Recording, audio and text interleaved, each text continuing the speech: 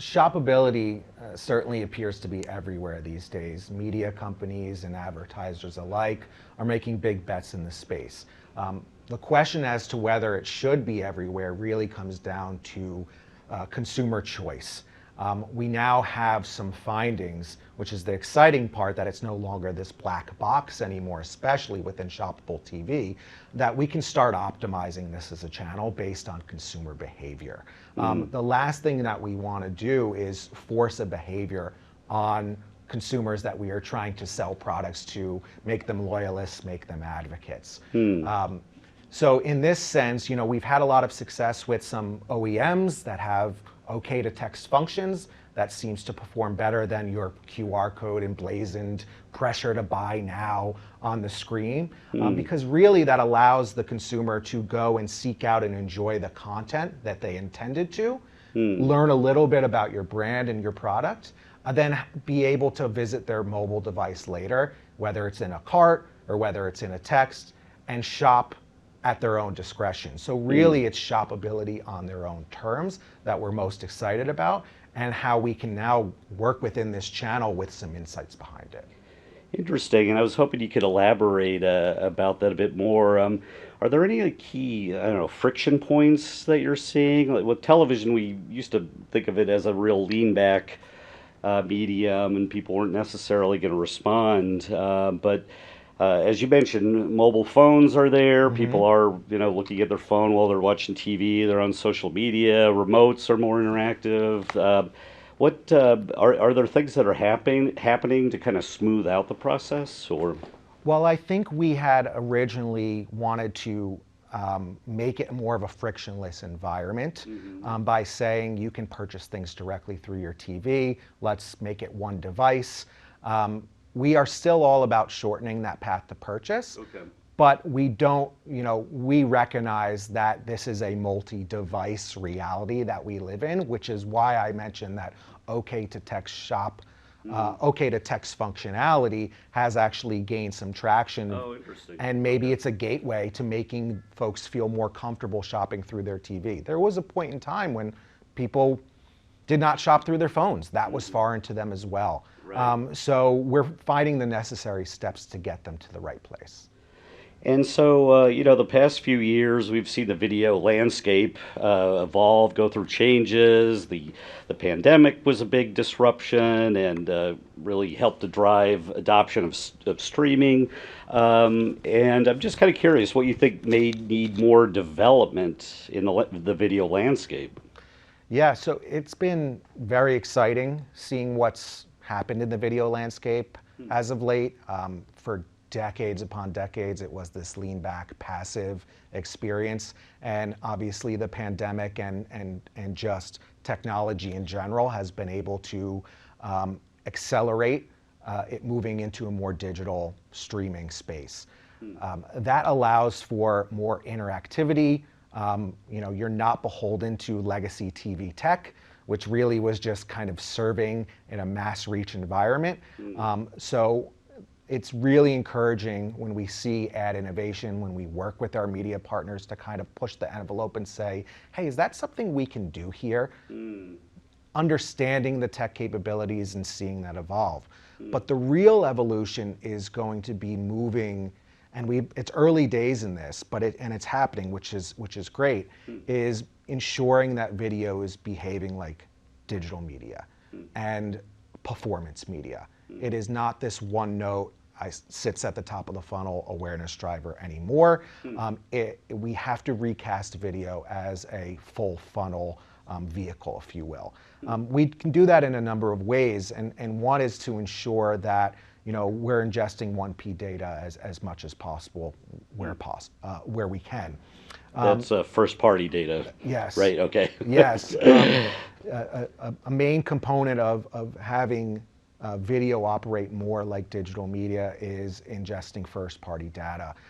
That'll allow us to really speak to our consumer targets versus just lookalikes or maybe content indices, and then we get that much closer to guaranteeing business outcomes. We're going beyond reach and impressions and actually moving product. We talk about earnings reports and hearing from big CEOs. They're not always talking about click-through rates, if you will. They're talking about how much product they sold. And, and video can be a massive driver in that. We also need real-time measurement, real-time results, real-time optimizations. 3 months after a campaign has run its course in a video environment feels like 3 years these days. And that will really be a big driver in how we can ensure that video is operating as it should these days, like more digital mediums. And the final thing that's really interesting to me, kind of leads into like an innovation space, is that if we're using these streaming environments to recoup what have been legacy TV impressions, let's not recreate the legacy TV experience. And do we have to have the same commercial breaks within programs? How do we play with innovation so that we treat it as a new medium as such, or at least give the option of consumer choice? There are, as we've seen with fast channels, the environment where you could do both. Like, some people like that lean back experience, some people like to have more choice and the control in their hands. You mentioned innovation. So what will it take to really foster this innovation? Are there any forces at work or things that need to happen? In terms of innovation, the way we approach it is we are relentlessly future focused. We've actually begun with our internal brainstorms on my team using a quote from Rashad Tabakawala, a Publicis alum, which he says, the future does not fit in containers of the past. That's been a really helpful regrounding for us so that we are rejecting the tried and true, what's currently in market, what we know to be capable, and allows us to push partners sometimes into new and uncomfortable spaces so that we can be that much more disruptive in a positive way. We also have been focusing on what we've been calling sparks, little insights where we don't know exactly what to do with them yet, but we know that we should be digging there just a little bit more to figure out what it could mean for us in terms of media execution. We're not asking anyone to come with a fully fleshed out 360 idea right out the gate. Come to us with insights and let's see what that can turn into together. One such insight over the past year was that we recognized full-length movies and TV shows were being consumed in 3-minute snippets on social media. That was a big consumer trend for us. Maybe not how I consume my TV shows and movies, but it is a trend that we simply couldn't ignore. That allowed us, in working with our sister creative agency at Publicis for our Walmart client, to develop a fully shoppable rom-com, break it into 23 parts, and actually break the rules with some of our streaming and social partners so that we were actually using them as distribution arms and also means of shopping the 330 products that were featured in the film. And so finally, Dan, looking ahead, let's say to the next 6 months or year, is there anything that's really top of mind for you, or anything you're excited about or perhaps would like to see? Is something on your wish list?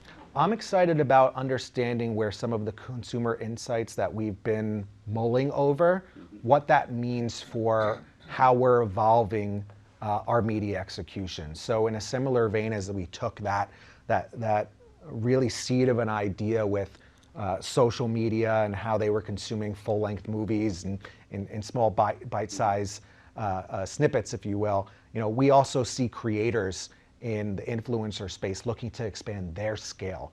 So where's this cross-channel ecosystem exist? Creators wanting to make the jump to CTV. Frankly, social media platforms looking to go out of home.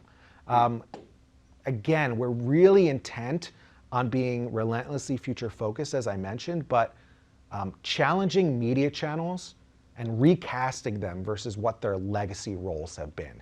And that's why video has been top of mind for everyone, because now with new technology and new expectations, it can be full funnel. There's no reason why we can't look at other channels and start repurposing them that way as well.